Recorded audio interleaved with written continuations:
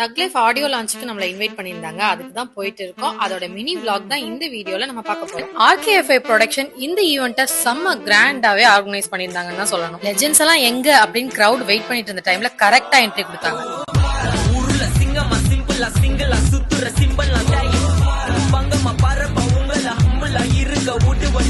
ஒரு சாங்கா சிங்கர்ஸ் எல்லாம் லைவா பெர்ஃபார்ம் பண்ணிட்டு இருந்தாங்க. கிரௌடோட சேர்ந்து நம்மளும் இந்த ஈவெண்ட்டை செம்மையா என்ஜாய் பண்ணோம். த்ரிஷாவோட ஸ்பீச் அப்ப அவங்களோட அவுட்ஃபிட் அண்ட் மேக்கப் லுக்லாம் ரொம்பவே ரசிச்சிட்டு இருந்தேன். அதுக்கப்புறமா சிம்புவோட என்ட்ரி, அவங்களோட எமோஷனல் ஸ்பீச் எல்லாம் எங்களை எல்லாரையுமே சைலண்ட் ஆக்க வச்சுது.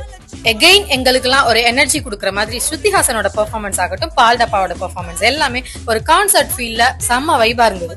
எல்லாரோட ஸ்பீச் அண்ட் பெர்ஃபார்மன்ஸ் முடிஞ்சதுக்கு அப்புறமா தான் நம்ம உலக நாயகனோட என்ட்ரி.